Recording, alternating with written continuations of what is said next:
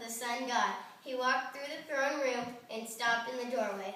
Blinded by the radiance of Helios, the sun god, who wore a purple robe and sat high on throne.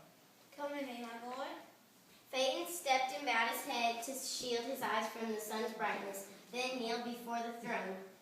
What brings you to seek your father? I come to get your promise that I am only your son. All the boys at school laugh at me and say I'm not. My mother has always said my father is the son.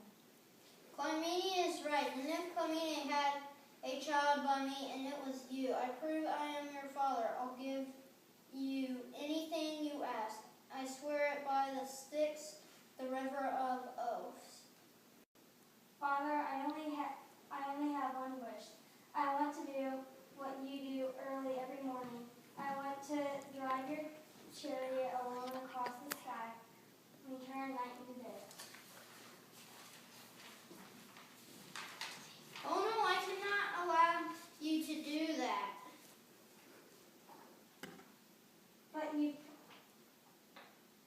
promised. I spoke too rashly. Please, may the gods allow me to take back my promise. It's too late, my father. But this is one which I cannot grant my son. The trip is too dangerous. Even Jupiter, the greatest of all gods, cannot drive my winged horses. They're not with fire. I can drive them, Father, if I'm really your son. No, you can't. How can you fight the spin of the world? How can you fight the beasts and the terrible monsters? But Phaeton only smiled at Helios. I know I can do what you do. The sun god tried to stall for time, but the goddess Dawn was coming quickly upon the palace, getting ready to throw open her crimson and to shine forth.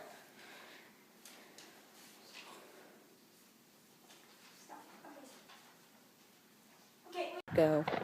Helios and Phaeton stepped out into the cool air where the chariot waited. The cart had tries of gold and spokes of silver. As Phaeton walked around the golden chariot, marveling at its beauty, his father tried to think of ways to stop him from taking a terrible journey across the sky. But when birds started singing, Phaeton started to worry. I must leave now, my father. Phaeton jumped into the shining chariot. The 4 horses stamped their hooves and breathed fire from their nostrils as 2 goddesses. The sun god rubbed a magic salve on Phaeton's face to shield him from the heat. All right, Father. The horses neighed and pawed at the ground. Follow the tracks of my daily path and spare the whip and hold the reins tightly. I will. And be aware of the northern bear and the twisting snake in the sky. Before the sun god could say any more, Phaeton snapped the reins. It's time,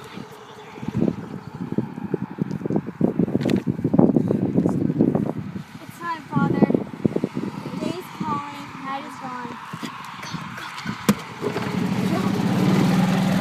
But Phaeton couldn't hear his father. The chariot was so light it tossed back and forth like ships on stormy waves. The horses grew frightened and galloped faster and faster until they were no swift in the east wind. Phaeton pulled on hard on the reins, but he couldn't slow the horses down.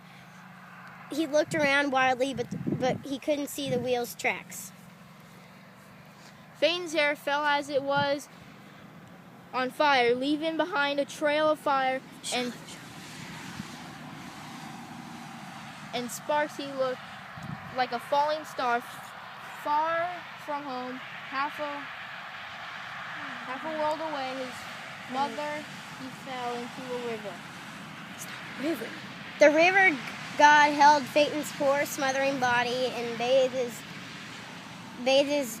burning face. Then the water nymphs buried Phaeton and his tomb. They wrote, "Here lies Phaeton, who tried to be the sun. Greatly he failed, but greatly he dared."